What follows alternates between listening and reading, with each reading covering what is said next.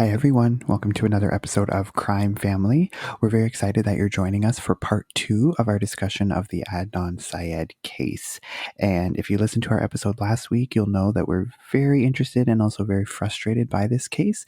There's a lot to dissect, and you'll know that our discussion was just getting started.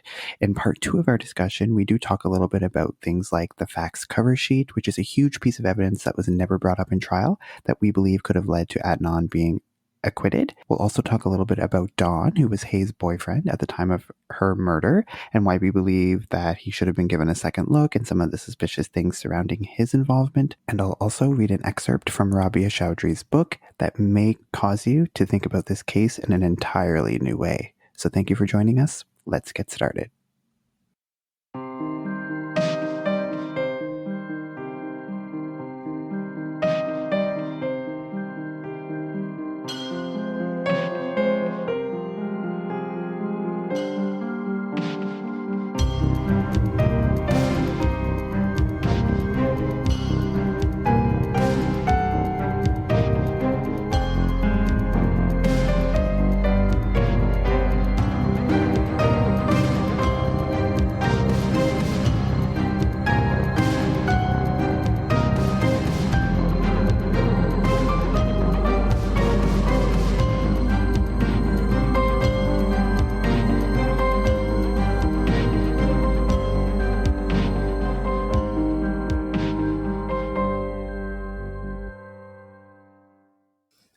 Okay, so yeah, like them not knowing if there's payphones in the Best Buy parking lot, that's actually another thing that like nobody's following up on. I feel like somebody has to know, like talk to a longtime manager or employee, talk to like the phone company, like did anybody have a phone booth at this location at this time? Like somebody has to know something, but nobody looks further into it. It's frustrating. No, it's like the same thing we keep coming back to. It's like nobody knows anything. Like it's like the most unreliable people ever. Like you can't get anyone who's actually reliable or remembers anything. And then like they're so easily being like, well, no, it could have been a different day or it could have been that day. Like no one knows anything. Yeah, like the more we talk about it, yeah, it's just like people think they know, but actually no, they're wrong. And I don't know, and nobody's able to figure out what the actual truth is. So it's kind of a little bit crazy, actually. Yeah, and also in that talk the video I watched of the speech that Rabia gave, she says that if you actually look at like case files from other cases in that area around the same time, the same cops that did this case, like McGillivray and Ritz, like those are the two main cops that like do the interviews with Jay, like they're also involved in other cases that have also been looked at as like wrongful conviction cases. So they're like career like fraudsters or something, like at this point. Like it's like, I don't know, it's like there's other cases that are very similar that like they're just not doing their job or they're focusing too much on one person. Yeah, that's just really sketchy. Like for those other cases to be like that, and now like they're just doing the exactly same thing here, and it's just like when will it end? When will they get caught? Or when someone needs to step up and be like, these guys are a piece of shit and they don't know what they're talking about.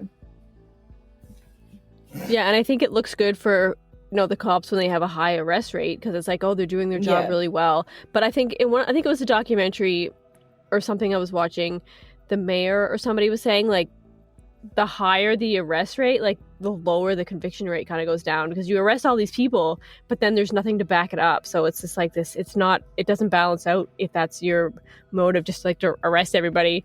It's like you actually have to have reasons.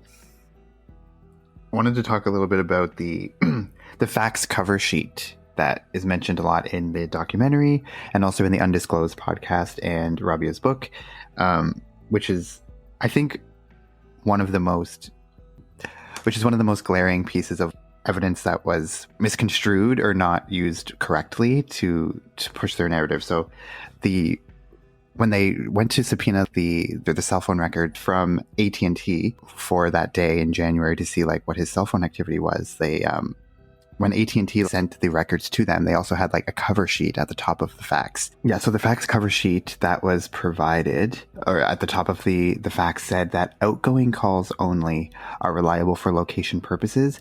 Any incoming calls will not be considered reliable information for location.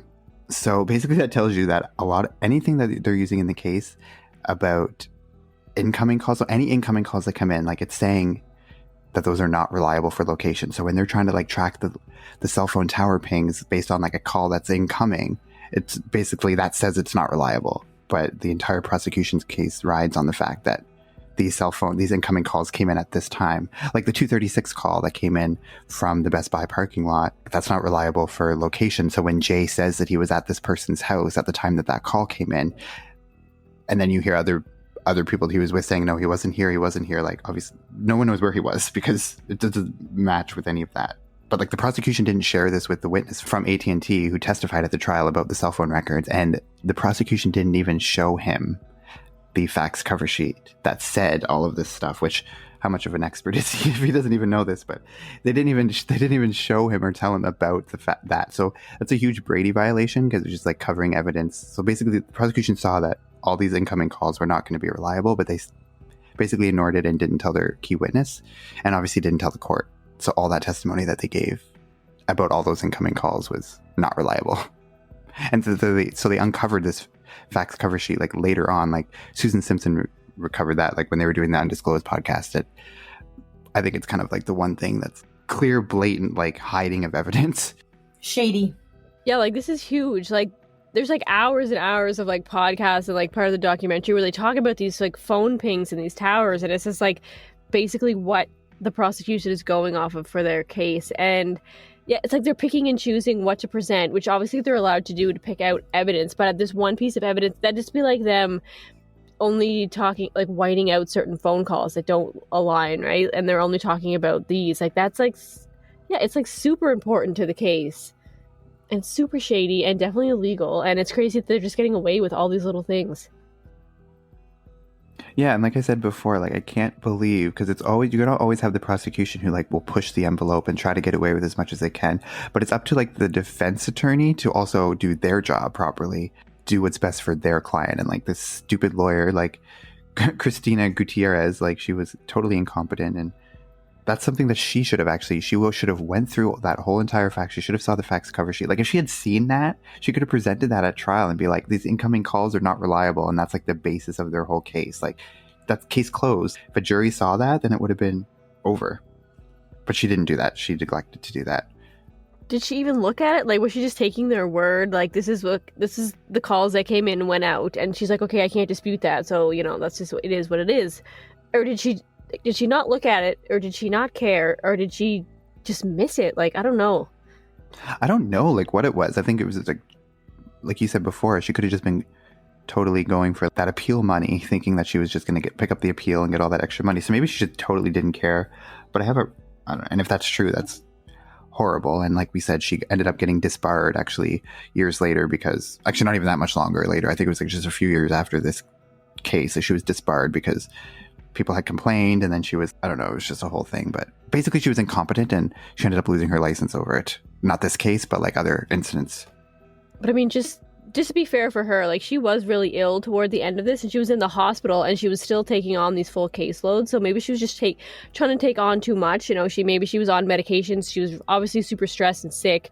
That I feel like definitely had like a big role to play in this. But she still should have like maybe backed off and not taken on so much, or given it to somebody else that could have handled it, rather than just, you know, totally botch it. Yeah, like I don't know if she was just in denial about how sick she was, which is possible. And like I do have sympathy for that, but also like this guy's been in jail for 22 years because of her incompetence. So I can't have that much sympathy for her, because look at what he's had to deal with. Yeah, I was just gonna say, like, maybe even if she was sick or she took on too much too fast, but there was somebody's life at stake. Like, you can't just mess with that. She should have just done her job properly, and we wouldn't have been talking about this today. Well, yeah, she was like a really smart lawyer, so obviously she should have recognized the fact that she wasn't representing him properly. That's definitely on her.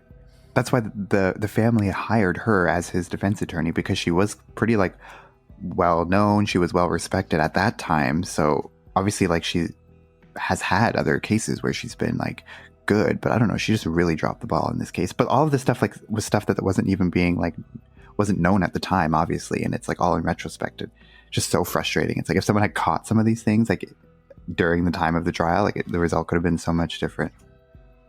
Yeah, it's so easy for us to sit here and like, you know, like pick apart everything and say she did a really shitty job. But of course we're looking back and somebody else has done all the work for us and we're just like looking at it. And like back then, obviously it was very, very different. And when you're in the midst of it, it's a lot harder.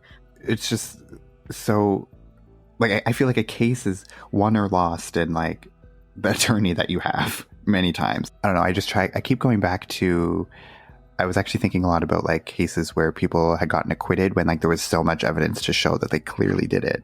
And it's like the Casey Anthony trial. Like, I feel like it's so obvious that she did it. And she was someone who was acquitted on like, but when you go back to her defense attorney, like he was a really good attorney and like obviously created all this reasonable doubt and like brought up all of these things that made the jury acquit her. But like, you know, if you have a really good attorney, you can get off. And I just think like here, there was barely any evidence to go on and they convict. Like what's the difference between like what Casey Anthony's like a white girl, she got off, when there was so much stuff like that showed that she was guilty. And like in this case, there's like almost nothing to show that he was guilty. And he ends up going to life. Casey Anthony was like a white girl from Florida, so like there's your... Yeah, and Adnan is like a 17-year-old Muslim kid from Baltimore. Yeah, so I don't know, I was going back to her having too much of the caseload to deal with, or like just too much to handle. She should have just got help. She should have asked somebody else to either step in or help her out if she felt overwhelmed, because clearly she did a shitty job and now he's sitting in jail for something he didn't do, all because she didn't do her job properly. Maybe it has something to do with like her style as well. Like people said her style was kind of like dragging things out to the point of like monotony, where like the person being questioned would finally just like kind of give in, and just because he's so annoyed or he's so exhausted from the questions that he just kind of says things that he wouldn't normally mean just to get it over with. And even just listening to some of like her talking, I don't know. I'm just like, if that was me, like I can only listen to her for like maybe 2 minutes and I'm just like, holy God, just like stop talking. Like just the tone of her voice and the way she talks about things and like how she like drags things out, and like I don't know, that's just annoying. And maybe that's just her style that just kind of rubbed everybody the wrong way in this case. In the documentary and stuff, they talk about there was actually a mistrial. Like the first version of this trial was happening and like it only was on for like I think a week or something, and then there was like an aside between like the judge and the two attorneys, and the jury overheard her being called a liar, saying that she was a liar, and then once the jury heard that, like they had to like dismiss the case, or they had to like do a mistrial, because now that the jury's going to think that's in their mind that she's a liar, they're not going to believe a single thing she says. The crazy thing about that though is like, and they talked to some of the jurors after, and they actually were saying that most of them were going towards acquittal. So she was actually doing, I guess this is like, yeah, not following up my point at all, but she was actually doing a really good job, because most of them were leaning towards an acquittal, and then they did a mistrial and they had to get a new jury. And then it went downhill from there. And then she did a shitty job on the other actual trial that... Yeah, maybe she just put so much effort in the first time and she just didn't have it in her to do it again, and she just, like, fucked it up. Well, I would have, like, fired her and gotten a new attorney for that second trial. Like, she's being called a liar. Maybe they knew that... But I guess if she was doing a really good job in that first time, yeah. Like, she was getting an acquittal the first time. So they're like, okay, she obviously did something really well. Let's keep going. But it didn't happen again. And it's just, like, so frustrating, too, that, like, all of this, it's, like, just... It's so much that's out of his own control. Like, he's... You know, yeah, his family hired that lawyer, but, like, he's only 17. Like, I'm sure he doesn't know anything about, like, the justice system. Like, he's just going through the motions, and, like... Just to see him, like, basically be railroaded like this. The entire system just completely failed him, I feel like, in every aspect. Can you imagine just sitting there and listening to, like, Jay especially just, like, talk shit the whole time? Like, none of these things that he was saying are matching up. And, like, if everything he's saying is made up and Adnan just has to sit there and listen, like, it's unbelievable to think that he can't get up there and defend himself. Or, like, he doesn't, like, burst out in court and be like, what the fuck? Like, I feel like I would stand up and be like, you're completely lying. Like, you're lying. But he doesn't do that. He's completely calm the whole time. Like, I can't imagine going through that. Yeah, like the restraint that he shows during that time to just sit there and listen to all that bullshit is just crazy. Yeah, for like days and days on end. Like, yeah, listening to Jay and even in interviews after, Adnan's like, I have no idea like why Jay is saying any of this. And like, when you think of it on the surface, it's like, why the fuck would Jay like just like basically implicate himself as an accessory to murder and marrying this girl that never happened? Like, you think like, why would you ever go to the police and say that you were involved in burying a body that didn't? But that's not true. But then when you go back to like all the things that they were going to pin it on him and all that stuff. Like, obviously that makes sense. But for Adnan, he was super confused the whole time. He's like, I have no idea why Jay is saying this. Like, we weren't even, where is this coming from? Like, it's just so, to think what he must have been thinking that whole time. Like, obviously he wouldn't have known at that time, like, the intricacies of what the police did. But he must have thought, like, this Jay guy is like, they were kind of whack. they kind of mentioned that in the documentary. Like, if you're gonna like kill somebody, you want somebody to help you, you're gonna have like your best friend or like somebody you know really well to help you out, because you know they will, not some random person you hang out once in a while with. Yeah, and people even said that Jay was kind of that person for some people. And I, again, trying to track, I don't even know what version of Jay's story this was, but it was a version at one point. He said that, like, Adnan had asked Jay to, like, secure, like, a bunch of weed for him. And then once Jay provided him with the weed, then he's like, okay, now you're going to help me bury this body, or I'm going to go to the police and say that you just sold me all these drugs. And, like, Jay is saying that I felt, like, coerced into helping him bury the body because he was going to turn me in. And, like, I don't know at what point this story came up, but like I said, it's tracking his stories is an impossible task that I'm not going to even attempt. But another version of Jay's story was that he said that Adnan said that if he didn't help him, or if he told anyone, that, you know, the same thing would happen to Stephanie, Jay's girlfriend. So it's like he's threatening him. He's saying he's threatening him with these various things at different times. So it's just another thing that doesn't add up. And also Adnan pointed out himself that even after he allegedly said that to Jay, that, like, Jay let Adnan hang out with Stephanie alone. Like, he wasn't worried about them hanging out, even though he had threatened to kill her. So I don't know. It's just so crazy. They were really close friends. yeah, so. like, Stephanie and Adnan were really close. That's why Adnan said that he gave Jay his car so that Jay could go buy her. Like, that shows you what a boyfriend. Jay didn't even get her a birthday gift. But, like, Adnan's like, go take my car, like, buy her something, because, like, Yeah, that was his friend.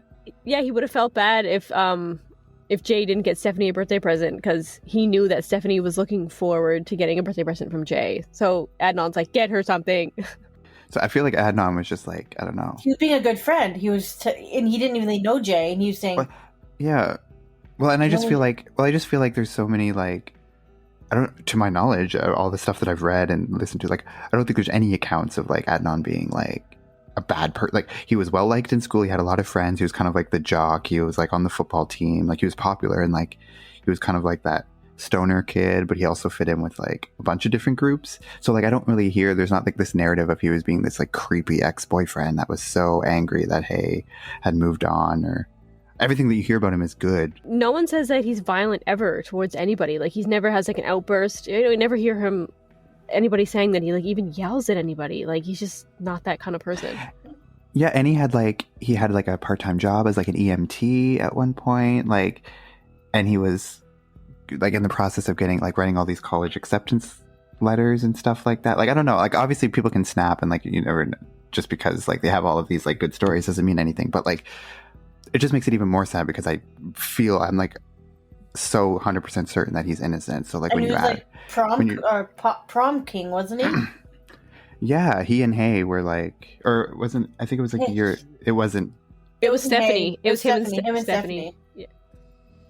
Oh yeah, that part of the documentary was so sad too. Like, And I don't know, it's just, it just makes me so angry. It's like this, And like, he kept the secret from his mom because, like, his mom didn't agree with the prom dating and the dancing and stuff like that. So his life was really, like, secretly like a secret, because his parents didn't really know what was going, like, really. well, yeah. Well, wasn't there, like, I think, like, the major incident that led to their breakup was that there was, like, an incident at one of the dances, or the school dances, where, like, his parents showed up or something, and was super angry, and, like, that was when Hay realized, like, okay, we can't really. Yeah, his brother said that his father didn't believe that he was dating because he was getting such good grades and he was such a good student that there's no way he could be doing all this other stuff on the side. So he went to the dance and saw them together and basically pulled him out of the dance. And then that's when they, like, kind of led to their breakup.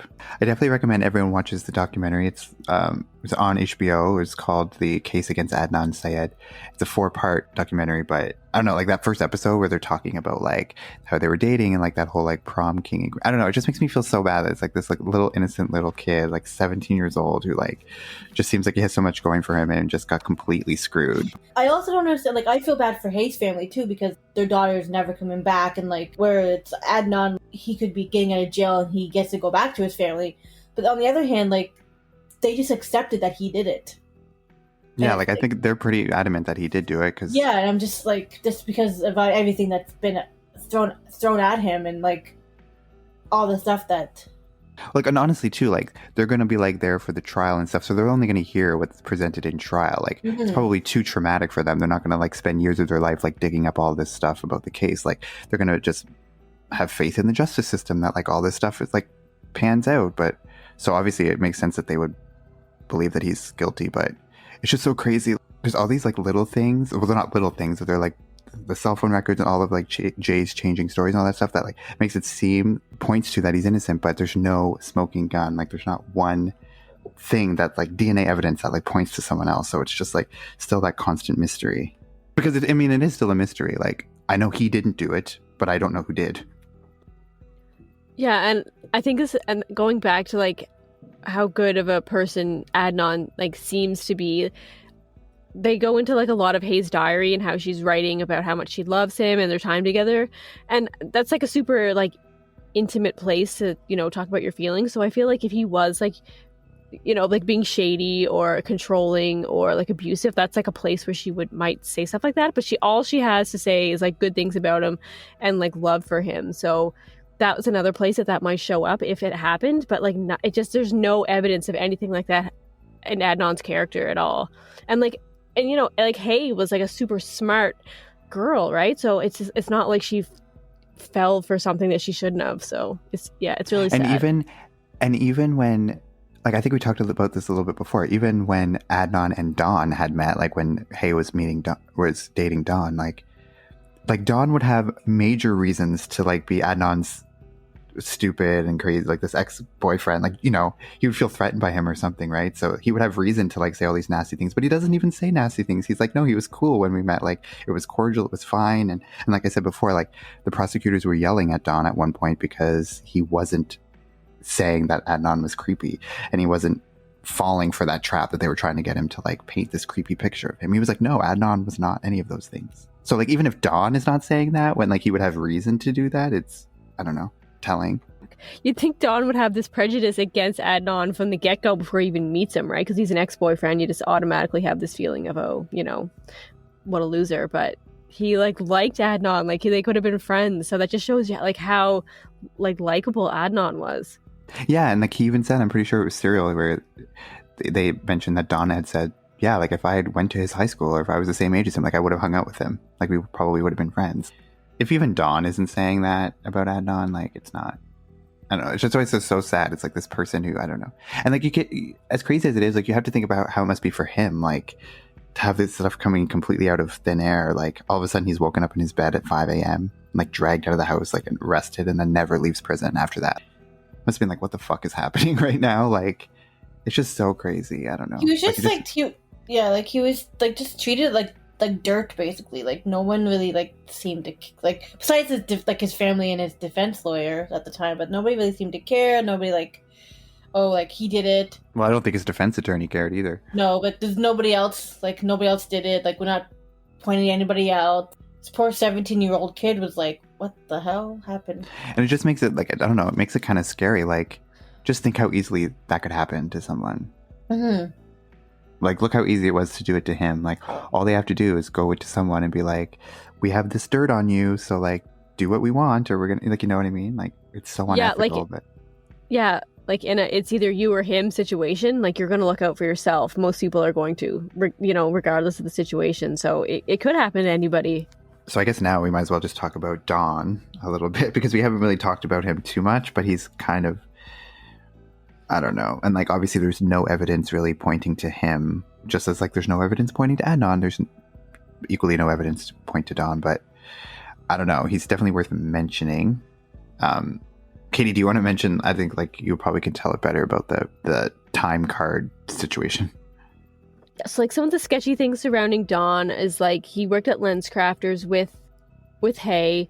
And the day that she goes missing, there's some sketchy things going on with like his time card. And when he punched in, apparently he was working at a time when he wouldn't normally be working. Like he got called in. And then in the documentary, they talked to like the manager of one of the stores and saying there's no reason for him to be called in at that time because the person he would have been replacing was there as well. So there was like two people on one shift.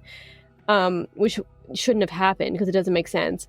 And so they're saying, what was it, like his number or something wasn't like the right number? I forget how that exactly happened. Well, like it was something about he didn't use his own time card to punch in the number because every employee had like, I guess when you punch in your time card, it like shows up whatever your employee ID number was. And the one, like his number was consistently always the same, except that one time on that one day when he punched in, it was like a different number. Like it was like someone else had done it or something like that, right? Yeah, so someone His else, mom I was think, the manager, right? yeah, somebody else had punched in a different number that was supposed to be for him, and it turned out the person who approved that was the manager, which happened to be his mother. So she was covering for him, and people say that maybe he didn't bring this up because you're actually not supposed, like, your mother not supposed to be your manager, like that kind of thing. You're not supposed to have that kind of dynamic at work. So they're breaking that rule. So maybe they would have got in trouble. So there's just some sketchy things surrounding that. But when you look at it, like Adnan's alibi is more solid than Dawn's. Like when you look at, like, you know, he's in the library with Asia McClain and like he's at the mosque at 8 p.m. Like none of that fits with the prosecution's theory. So, you know, I think his alibi is probably more believable than Dawn's, which is like kind of sketchy at best. Yeah, like his mom like forging his time card for him. Like that's his alibi. Like, oh, that doesn't look very good at all. I'm like, yeah, why? like, that's solid. Yeah, like that's like the only day that ever happened, and like why? Yeah, like of all the days that he worked there, it's like that one day it just happened to be like the one time that is another. Like it's just I'm supposed to believe that coincidence, but I can't believe like the other coincidence. Like, you know, if Don wasn't at work, like where was he? Like if he's not supposed to, I mean, with Hay. No, if he's not supposed to be at work. No, allegedly, I can't say. Then why was he at work? Or was he really at work at all? That's the thing.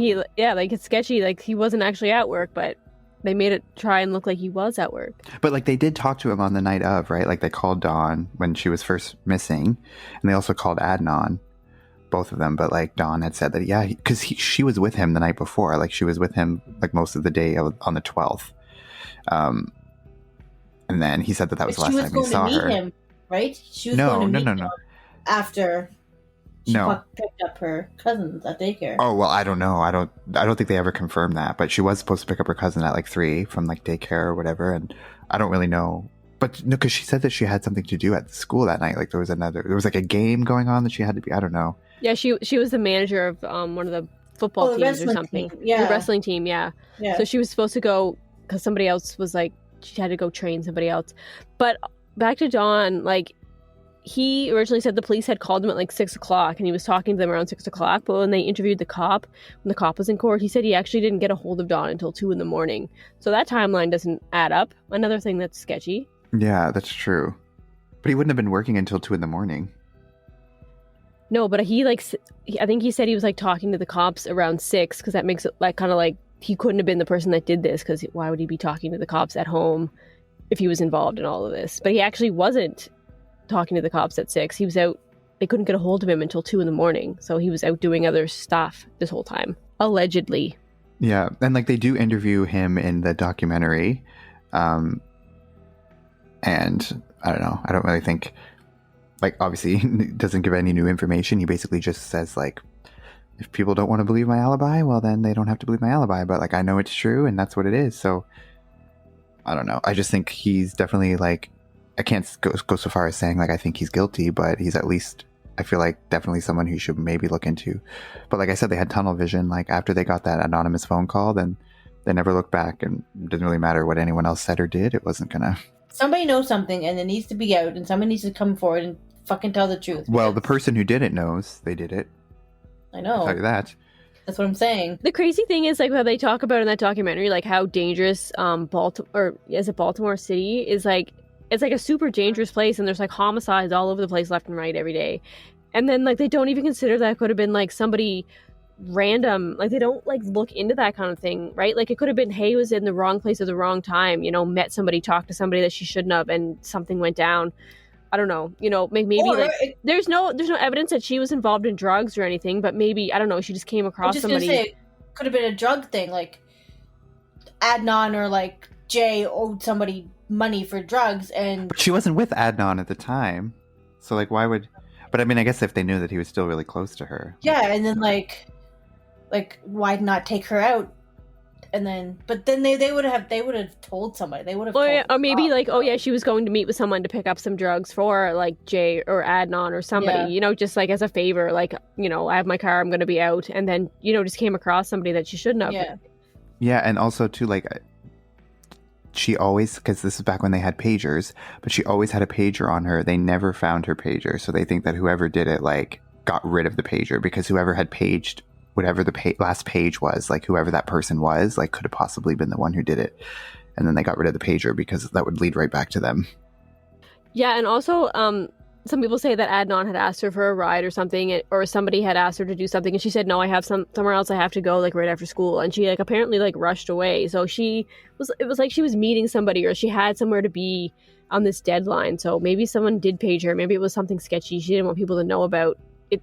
Yeah, like, because all they could say was like she had said that she had something to do, but she was never so specific about what it was, so no one knew what she was actually going to do. But like she had that hour between when she had to pick up her cousin from when she left school, so like she was obviously murdered in that 1 hour or shortly thereafter.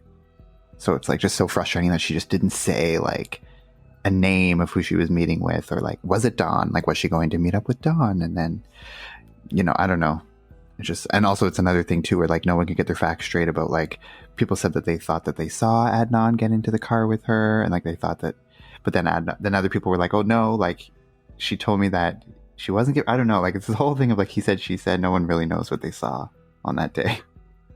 Yeah, a couple people said that they did hear Adnan say that he was getting a ride with her, or that Hay had said that she was going to give Adnan a ride, but then other people said they didn't see that. Some people said they did see it. Like, nobody knows what day what happened. So, I mean, it really is unreliable to ask some random teenager what happened on any day, because they don't know shit.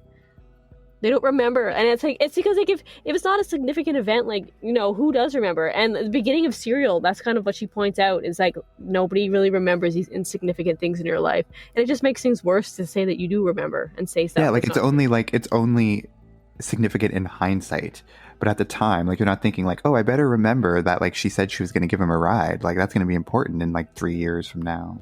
No one's thinking that. Like, it's just like kind of a comment that's made that like you forget probably 10 minutes after you make it. And maybe someone was trying to like steal Hayes' car or something, and like she put up a fight and they killed her, and then like hijacked her car. Like, that's exactly what happened, right? They saw that her car looked like it had been hotwired. Maybe that was somebody's motive, and she just put up a fight rather than let it go. Basically, all they know is that the way she was killed was manual strangulation, and they know that she was killed. Well, I mean, do they even know that she was killed on that day? Like, I mean, I guess they must know, because otherwise, obviously, well, because she didn't pick up her cousin from school, so obviously she was killed. Yeah, I think that's the basis for that, because she like did that often, and she was super responsible about that. So her not showing up, it was probably because of that. Yeah, she might not have been killed on that day though. Like, she could have been like kidnapped and then killed. But yeah, whoever did it though had her that afternoon. Like, it wasn't she went missing and then somebody else came along. It was like whoever did it at that time before she had to pick up her cousin. We just don't know. Like, it's just frustrating. It happened in that 1 hour window of time. We should just like, It's crazy. If it happened in the Best Buy parking lot, like, was there nobody else like wandering around or like looking around? Like, people are so fucking oblivious. Like, they don't see someone getting strangled in a car in the fucking parking lot. Like, I don't know. Not only getting strangled in the car, but then him carrying her dead body to the back, to the trunk of the car and putting it in. Like, no one sees anything. Broad daylight, 3 p.m. What? And then they said, oh yeah, it's like a big parking lot, and like they could have like went to the far corner where like it's kind of far off, but like still no surveillance video of the Best Buy parking lot. Nothing. No one saw any. Like, I don't know. Maybe no one saw anything because it didn't happen at the Best Buy parking lot. I don't know. They did say that like Hay and Adnan used to go to the Best Buy parking lot to like have sex in her car, so maybe that they did know like a spot where people didn't really go often, because if they could get away with that, then obviously, I don't know. But I don't think, like, I don't even know if Best Buy is even relevant. Like, do we even know for sure that it even happened at the Best Buy parking lot? No, we don't know. I think maybe Jay just brought that up because he knew that's where her and Adnan used to go a lot. Yeah. The only way we know that Best Buy is even relevant is because of what Jay said. But how are you going to believe anything that Jay said? Like, they took what he said about the Best Buy parking lot and just made a story about it. But, like, that might not even be anything. It probably didn't happen in the Best Buy parking lot. Yeah, exactly. I feel like I'm thinking of what Jay said is what happened, but no, you can't even believe that. He said it happened at Best Buy parking lot, so that means it didn't happen in the Best Buy parking lot. I mean, she was found buried in Lincoln Park. Maybe she could have been fucking strangled in Lincoln Park for all we know. Well, Jay says that he went to Best Buy, and that's where Adnan showed him Hayes' body in her car in the trunk, was in the Best Buy parking lot. That's not even believable to me when you tell me it. But then he changed his story and said, well, he actually didn't show me the body there. He actually showed me the body like when we were like by Lincoln Park, like, or whatever. I don't even know. I probably got that wrong. Like I can't track his stories. It's literally so many changes. And like I remember Rabia said in one of her interviews, she said like there was a timeline of like the thing that Susan Simpson did when she was pulling up all like the cell phone records and stuff. Like there was a timeline of like evidence. So she had the full timeline of all the order in which the police found the evidence. Corresponded right next to it was the timeline and every change in Jay's story, and almost every single time when they find a new piece of evidence is when the change happens, like almost exactly every single time. That's pretty incriminating. Yeah, like it lines up perfectly. Every time they find something new, he has to somehow explain it, so he makes up something new. It's nuts. Just thinking in like the future, if he ever gets out of jail and he's found innocent of a crime, like could they go back and like charge those 2 police officers for corroborating the story? Could that be a thing? I don't know. Sue I think Jay? It could be, but I think Jay, like he probably had like an immunity agreement, like if he did this testimony that he could never go to jail, so he probably wouldn't. I think like even if they found evidence against Jay that he was the one who did it, I don't think he could go to jail if he has immunity from like this case. I mean, I could be wrong about that. I don't know. I'm not a lawyer, but I would suspect. Well, I feel like, yeah, because in the documentary, he allegedly confesses, like we don't hear him say it, but she's talking to him on the phone at the time in the documentary, and she's telling us what he is saying. And he says that he just went along with what the police told him to say. So he admits it. So I feel like, the documentary probably wouldn't even be allowed to say that kind of thing if it would result in Jay going to jail. So he probably is like completely immune. But also, even I just quickly wanted to go back to like the whole story that Jay said and like the Best Buy thing. I feel like it's such a convoluted story. Like he left me his phone and gave me his car so that he could call me late, get a ride with Hay, then call me later from Best Buy, tell me to pick him up. Then we drove to this place. He drove her car. Like, I feel like if you're going to plot a murder, like, wouldn't there be an easier way to do it? Like, why do you have to do all the roundabout, like all this shit? Like, I don't know. I feel like it seems so obvious that like they were just trying to like make it work with the cell phone tower pings. All you could say was like, meet me at Lincoln Park. This is where I'm going to kill her. I'll call you when I'm done. That's what he did say in this original story about the Best Buy thing. Like, I'll call you when I'm done. Yeah, but they go into this whole thing where like if he planned this whole thing, like, why did he plan it so shoddily? Like, you know what I mean? Like, why not just make it super clean and way better than how it actually happened? It just seems too convoluted to be an actual plan.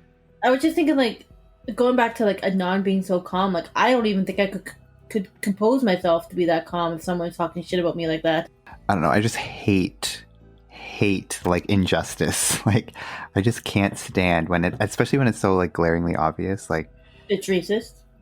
Well, just like racism and like just the criminal justice system in general is just like look how easy it was to like take this totally innocent guy and just paint this picture that he's this horrible person who killed his ex-girlfriend. Like, and there was so many other people who knew Hay too. It's like why couldn't it be one of them?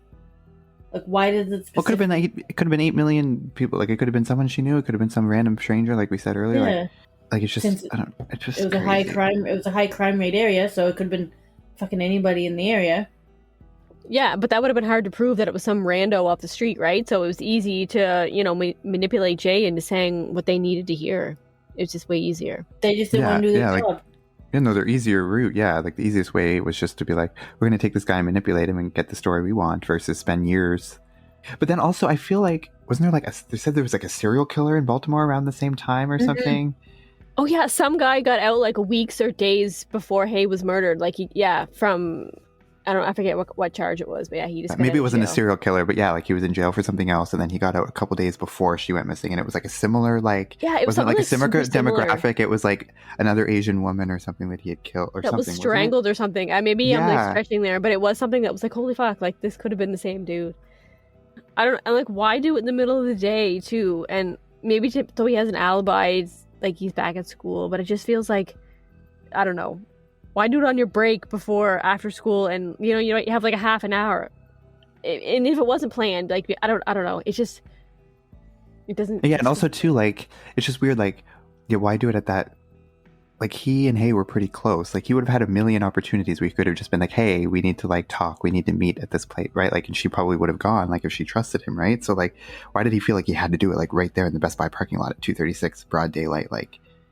In between like the end of school and track practice? Like, I don't know, I just feel like there's a million other opportunities that would be way less sketchy if he was actually gonna plan this. Yeah, and like the thing is, like when they question people, it's like things that Jay said are true, but they didn't happen like the way that Jay said they did, or why they happened the way Jay said they did. Like they're talking on the phone and like Adnan's like super sketched out. It's not because of that, you know what I mean? It was like maybe it was a different day, but they kind of like all just clump it into this one huge thing when it's really not. Everything's all also separate. Well, yeah, it's just crazy that like if you think Adnan didn't do it at all, and Jay was able to make this whole story out of all these different events that had happened, even if it wasn't even the same day or if it didn't have anything to do with anything, they just made it a part of the story. Whether they're trying to confuse everybody, just like I don't know, so as an advantage to them, but fuck, it worked. No one knows what the hell's going on. Maybe we're all just super naive and think that he didn't do it. In reality, he actually did. He's the biggest sociopath we've ever known. No, I don't think there's a chance. I don't think there's even like a slim chance. I don't think he did it. I don't know. I think it's impossible. I mean, I guess I can't say impossible because anything is possible, but I'm very adamant that he is innocent. But yeah, he had the chance to plead guilty and take a deal and be out of jail in 4 years. Either 2018 or 2019, but he didn't take it. He kept saying that he's innocent, so he didn't get that deal. Yeah, like if you think about it, if you just say for 1 second that he is guilty, and he's sitting in prison and he's guilty and he knows that he did it, and he's thinking, okay, I'm going to be in the jail for the rest of my life for this crime that I know I did. And then they come to him and they say, okay, well, we're going to get you out in 4 years if you just admit that you did it. And then instead of being in jail for life, you're just going to be in jail for 4 years. If you were guilty, why wouldn't you be like, okay, of course, I'm going to take it. Like, I'm not going to be in jail forever. Like, I'm going to get out in 4 years. Like, I'll do it. Like, I think the fact that he denied the plea deal, because it's much more believable that he'd be like, I'm not going to admit to something I didn't do. Like, if I didn't do it, like, it's much more like the reason he would deny it is that he's innocent and he's not going to admit guilt for something that he did. And then it would be on the record that he pleaded guilty. And everyone says, well, if you plead guilty, you did it. Like, you're not going to go down that road. So I think it's like much more plausible that he's innocent and just wasn't going to do that versus like if he was guilty, why wouldn't he just like take that 4-year deal and be like, yeah, peace out in 4 years, like instead of being here for like, I don't know.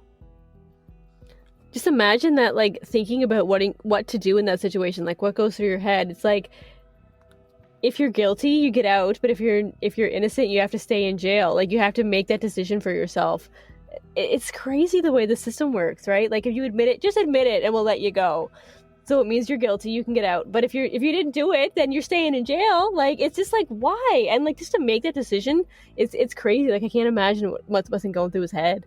I believe they say this in the documentary. They did get a couple of wins, and original conviction was overturned like once or twice, and they said, yeah, like the evidence was not presented, like the fax cover sheet, all of that cell phone records and all of that shadiness that went on, like they did get the win. And then the state kept appealing and appealing and appealing, and then eventually it was like the Supreme Court denied his get a new trial, which if you got a new trial, I think in this day and age, I mean, it'd be hard to find jurors who like don't know about this case or anything, but like, just if you got a new trial, like, I think it'd be so much different. I don't know. Who knows how long it's going to be for him to, like, appeal, like, to get a new trial, too. Like, it might not ever happen.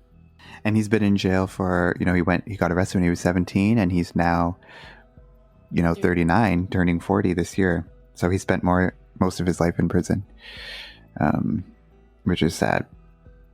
Like, 17 years old. I don't know, he had so much potentially had so many like plans and stuff he wanted to do. Like, who knows where he could have been now, but fucking system like railroaded him, and the criminal justice system, like is it really that hard to find somebody who actually killed her? Like, well, not if you're looking, probably not, but that's they what I weren't mean. really Like, looking. like, is the case just closed and nobody's actually looking anymore? Is it like, well, no, like, well, the police and stuff, they're not going to look because they think that he did it and he's in jail. Like, private investigators, or is there other people that look into these things? Like, yeah, they do. Like, Rabia's had private investigators. Like, she's still uncovering things. Like, it just makes me angry. Like, there's someone out there needs to know something, and this guy is like, he's sitting in jail, wasting his life away because of something someone else did. And it's so frustrating to me. I know. It's so frustrating. Since we're like coming to close to the end here, there was something that I read in Rabia's book that I wanted to read in the podcast because I think it's very interesting, and it was striking when I read it, and I just wanted to pass it along in this podcast. So in the book, this is from Rabia's book, The Search for Truth and Justice After Serial, Adnan's story. In the book, they mentioned that like during their investigation with Susan and Colin, while they were doing like the Undisclosed documentary and stuff, it came up about this quote unquote psychic, and that she had some very, very interesting information that she wanted to bring forward. Turns out that she wasn't actually a psychic. She like worked in finance or something, but she just said that she could feel energy, or she had like this very, very vivid dream that she was certain was connected to the death of Heyman Lee. She eventually ended up emailing Rabia the full like account of the dream that she had, the experience that she had, and I just wanted to read it. So this is from page 346 of the book. I wanted to document for you what I saw in the fall of 2000 when I contacted the Baltimore police. In November 2000, I was a sophomore in DC and took a Southwest flight from Chicago to Baltimore after Thanksgiving break. As I was about to deplane, I touched a bag in an overhead compartment at the same time as a Korean woman in the plane and felt a jolt of energy. She was in her mid to late 40s, a little plump, 5'2" to 5'6", and maybe 140 to 150 pounds, in leather black pants and a tunic-type sweater. We didn't talk, but the energy was strange and left me buzzing. That night when I got back to my dorm room, I had a terrible vivid dream that disturbed me for more than a decade. I found it so disturbing I shared it with family and a few friends and actually called the Baltimore police to share my vision. I never heard back from them after I reported it. That was the one and only time I've ever contacted law enforcement about a dream or vision. This is what I saw. In a Baltimore motel parking lot off of a busy street with strip malls and big box stores and gas stations, etc., a young Korean girl in her teens or early 20s is in the driver's seat of a car. The car smelled like sex. Not sure if it was consensual sex or not, or if the sex had been in the car or motel, but I didn't get the sense that she had been raped. The car had a cloth interior like the fake crushed velvet kind and was gray-silver. I think there was a tape deck. There was junk in the back seat, and on the floor a jacket, paper, receipts, and an empty 7-Up or Mountain Dew bottle maybe.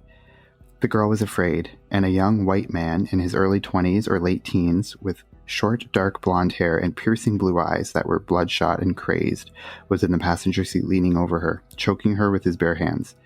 He may have stopped at some point and gotten some kind of cord, like parachute cord or a sweatshirt tie, but I'm not sure. It took a really long time, or felt like it did. It was awful, and she made a gurgling, crackling noise as she choked. There was a minor struggle, but the whole time I could hear her thoughts, and she kept thinking, "This is crazy, this isn't happening." There was a general sense of betrayal, as well as shock and disbelief. She was more shocked than scared, and felt so betrayed and just shocked. She didn't fight as hard as she could have, I think because she kept thinking he was going to stop. She didn't believe for a second that he was going to kill her. It was cold out with no leaves on the trees. The heat was on in the car. You could see trees over the fence they faced. It was late afternoon. His thinking was disordered. It was almost nonsensical and manic. He didn't mean to kill her, and didn't want to intellectually. I had the sense he was high on drugs or extremely mentally ill. He didn't want to kill her and just couldn't make himself stop. He really wanted to stop, but just couldn't control himself. It was terrifying being in his head. And he was so out of control and self-loathing while hurting her. It was awful. After she was dead, he cried. He felt horrible and disgusted with himself and didn't know what to do. He got out of the car, which was facing a fence that was chain link with brown plastic or old brown wood. I'm not sure. Behind the car, which was gray, silver, or very light blue, were hotel rooms that were beige tan with dark brown door frames and window frames like a Motel 6 or Econo Lodge. They were parked by a brown dumpster that wasn't full. He put something in the dumpster. It might have been a plastic bag with something in it. I didn't see what it was, but it made a light noise when it landed that sounded like something hard or heavy in plastic, obviously on top of other trash, not an empty dumpster. He opened the trunk that was also carpeted, cloth, and had a dark blue or black duffel bag in it. It was late afternoon, and the sun was already setting before he killed her, and he waited till just after dusk. There was basically no foot traffic or other cars. He moved her body to the trunk, folded her almost in half on her side to fit her around the duffel, and drove her to his mother's house. He didn't know what to do and drove around before taking her there, but didn't know what else to do. He wasn't scared about being caught.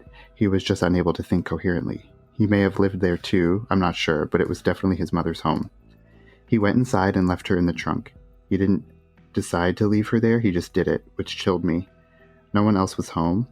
When he entered the house, he started to sob and shake uncontrollably. There were crosses in the house and maybe a picture of Jesus with a Sacred Heart. He felt intense guilt and remorse. He knew he was going to hell, and this scared him very much. His mother was very Christian, and he was terrified of her knowing what he had done. He went up the stairs, and there were family pictures on the walls and maybe the landing on the way up. The carpet was worn and either dark gray or brown maybe. Walls were lighter. He went into his dark room, didn't turn on the light, and fell asleep crying with terrible nightmares. I don't know what happened next, and I didn't see the burial clearly, but he buried her with his bare hands, not a shovel, and he was wearing gloves. The ground was hard, and there was a big mound of dirt, like a mined patch or a construction site nearby.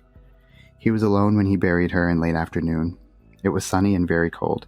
He said a prayer over the grave before he left her. He felt genuine sadness and remorse. He may have left a jacket or sweater on her. There was a red jacket too, either in the car or the grave. Then I stopped seeing and feeling him, and could feel the dead girl. She was in cold, shallow ground.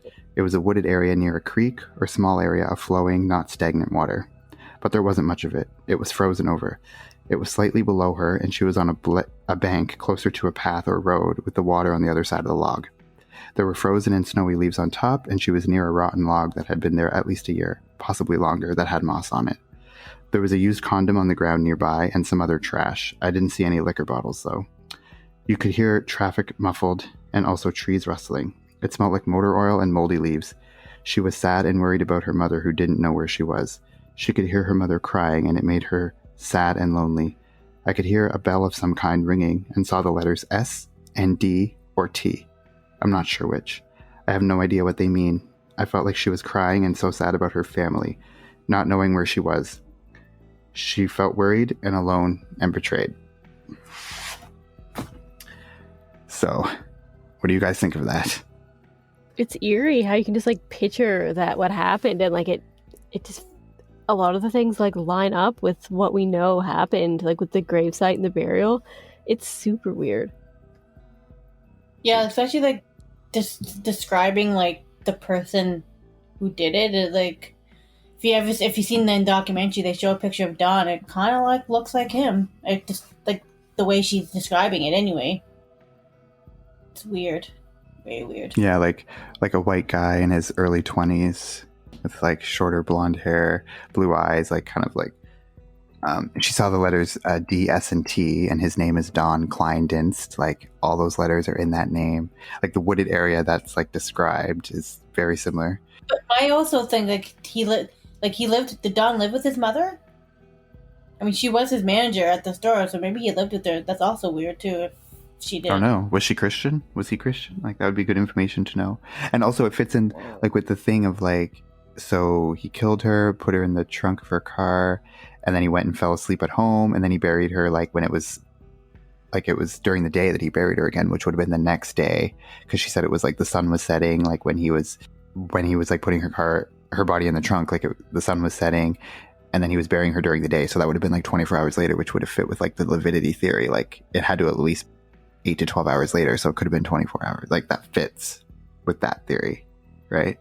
It's just like so vivid and like just so, I don't know. I just wanted to like read that, put that in there because it's like, and like she says she's like adamant and she swears that it's like connected. Like it's like so detailed too. And it was like an Asian, or it was like a Korean woman. like around the same age, and like manual strangulation, like she's saying like the person's strangling them with his bare hands.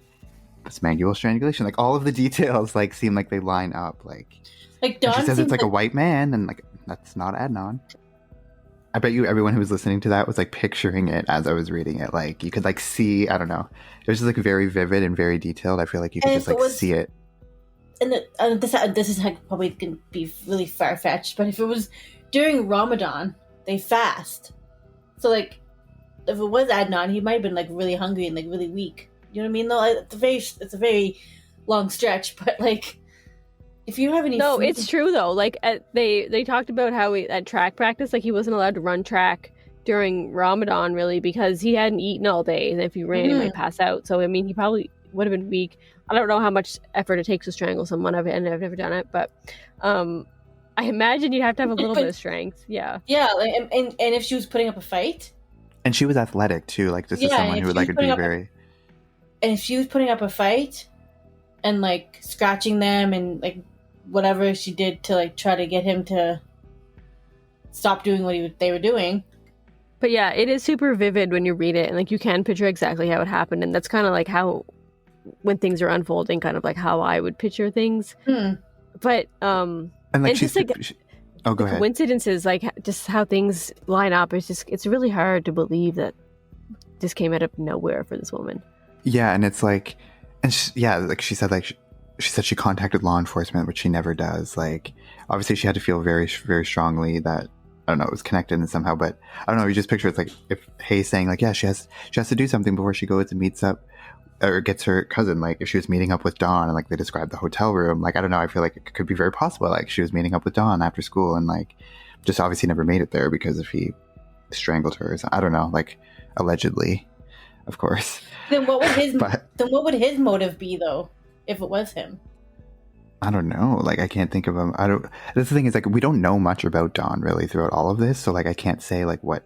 I just feel like maybe she said something about Adnan that he was like pissed and jealous or had a rage. Like maybe he just snapped. I don't know. Maybe she. Yeah, and we do know from the documentary that he's like really ill now, and like he doesn't expect to live past 50, and he's probably like 40 something now. So maybe he was even sick back then and on meds, and you know, just like that were like messing with his head, allegedly. Like I'm not saying that this person, like this woman's like vision is like, you know, testimony. Like it's not, it obviously would never be testimony in court, but I'm just saying like if it did happen similarly to that and he put her in the trunk and then he went home and fell asleep, but like does that really go with his alibi? Like he was at work, wasn't he? Or I guess if they fudged that, it wasn't actually like if someone forged his time card to like show up that he wasn't actually at work. He wasn't at work. I think that's the thing. Like that's why they forged it. So that he would have an alibi saying he was at work. He actually wasn't, though. Yeah. So, I don't know. It's like, I don't know. When I just read the letters like D, S, and T, like, I don't know. Obviously, who knows what that means? It could be freaking anything, but like, I don't know. His name has all those letters in it. I don't know. Although, so do a lot of other names too. But obviously, when you say like it's a psychic or she felt this energy, like it sounds kind of like kooky or whatever, but I don't know. If I just saw that on like some random website, I'd be like, okay, this person just like wants to feel involved in the case or something. But like the fact that like Rabia put it in her book and like felt the need to like actually put the full email there. I feel like Rabia's done so much on this case and she knows so much that like obviously if she felt compelled and she believed this woman, then I don't know, I felt that it was worth mentioning. Find out that it wasn't Adnan and they find out it was Dawn, let's say. By the time they figure that out, he'd be dead. So it's like justice is not going to be really served because he's no longer living. Yeah, we have like the injustice from Hay, like she's never going to get justice because her murderer is not actually in jail. And then obviously for Adnan, the justice. Yeah. Where's the justice? I don't see it. And then there's like that. It's also too about the people that you put in, that they elect in like those jurisdictions to like reopen the trial. Like the people who are like that stupid asshole from the documentary. And he's, I don't know, his Twitter, his Twitter bio says justice for all, which is ironic. Yeah, he's super hellbent against Adnan. Like he even took on the case pro bono after it wasn't even his job anymore to do it. Like lay off, bud. Like why is it so personal to him? Like it's like I was right the first time and I'm gonna prove that I'm still right. It's just like get over it. Oh my god, I know. And like, don't they make the case in the documentary that like he just wants the fame because it's like a high profile case and he just wants to be associated with it? Yeah, he's not even a prosecutor anymore, and they said it's unheard of for like a lawyer that's no longer a prosecutor to take on a prosecution case pro bono. Like, it just doesn't happen. And yeah, he probably just does want the fame. And I think he's ego too. I think it's like, nobody can say that I did it wrong, so I'm gonna make sure that I stick to this. I follow Rabia on Twitter, and actually just the other day on the 23rd of February, she tweeted, "Every couple of weeks I learn something insane about Adnan's case that I didn't know before. And guys, I just can't wait for the day when we can finally lay all the crazy out. The investigation continues." So there's even more stuff that like we don't even know at this point. Like, it's still going to come up. And then she says hashtag free Adnan and fuck at Thorough for Baltimore, which is like that guy. So it's just that's his so Twitter crazy handle if you want. I don't want to say a simple murder.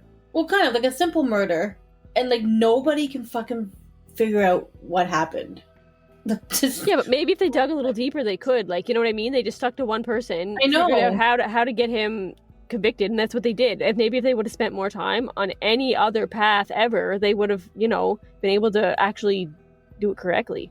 Yeah, so it's not like a case of like a matter of it's so hard to solve this case and like it just went cold. It's like, no, it went cold because they stopped looking. It probably would have been a very straightforward like case that was solved very easily if they actually did the work that they would do in like lots of other cases. The evidence was probably like right there in front of their face, but if they're not looking for it, they're obviously not going to find it. It just frustrates me that they just picked this one person to focus on when there could have been like 100 other people to focus on. I don't know, it's like, I don't know, it makes me so angry. I don't get it. Like, I don't understand why people just pick this one person and they focus on it. Like, fucking pick like person you goddamn interviewed 50,000 times, 1,000 different stories. And in the documentary, they said like if they Adnan never does get exonerated or whatever, they have like this whole list of other people that they could have followed up on and that they should follow up on if they need to. So it's like not like they don't have somebody else like, oh, who did it. There's like a whole list of people that are on their radar, or that should have been. And now it's like if they didn't preserve lots of evidence, it's like now they're so far gone. Like witnesses could like, possible suspects could have died, or like, evidence is like thrown out. So like now it's going to be even harder and harder to actually solve it. But I think at this point it's like, I just want Adnan to get out of jail. And I mean, obviously I want them to find the real person who did it, but I want him to get out of jail. And even when he does get out of jail, like his life is still not going to be normal because he's spent like half his life in jail and he has to get like eased back into the community, and trying to find a job when you're convicted murderer is not something easy. Yeah, so it's really fucked up case. And in this podcast, we do stories about like people who kill their loved ones or their family members, and like this one might not necessarily fall right into that, but I mean, he was convicted of killing his ex-girlfriend, even though we don't think he did it. So it might not fall into our theme directly, but kind of indirectly we make it work. There's nothing solid that leads to him at all. Not one thing. Like he should not have been, even if like play devil's advocate, even if he did do it, like there's no way there's enough evidence to convict. Like it's a very weak case from the prosecution. Like maybe your star witness shouldn't be someone who changed their story 18 million times. Like if that's your star witness, then like it's not a solid case, but it worked. Also, he should have got a fucking better defense attorney too. It was just kind of like this whole perfect storm of like all of this shitty things that happened. Like the prosecution was after him and they were horrible, and then his own defense attorney was horrible, and then like all of the. And the sad part is that if he ever does get out, like, and his dad like went into a deep depression, she said, like in the documentary, because he's just so like torn up inside about what happened. Yeah, and it's also sad to think of all the other people that are wrongfully convicted but don't have that support that Adnan had to kind of like rally up all this evidence and people for him. So just think about other people sitting in jail that have no hope of ever, getting that second chance. Yeah, like the one silver lining, I guess, of this case was that like Serial did it, focused on it, and made it such a huge thing. So like you have all these people coming forward who are trying to help, and like new lawyers who are coming on the case, and like all of this. There's so much out there on this case now that at least people know about it, and it's easier to obviously advocate for someone who people know about. So, because that's like the one silver lining, if there is one. It's really sad. So that just about does it for this case. As you can tell, very interesting, frustrating, annoying, unjust, every adjective that you can think of. We talked a lot about the different like sources that we've used for this, or the different things that we've watched and read. So of course, if you want to know more about this case, and like I said at the beginning, there's other podcasts and stuff that go into the minute details of every single aspect of this case. It's very fascinating to listen to. So definitely listen to the Serial podcast if you haven't. That's kind of where it all starts. And then there's the Undisclosed podcast with Rabia Chaudry, Susan Simpson, and Colin Miller, which is kind of like a follow-up podcast to Serial.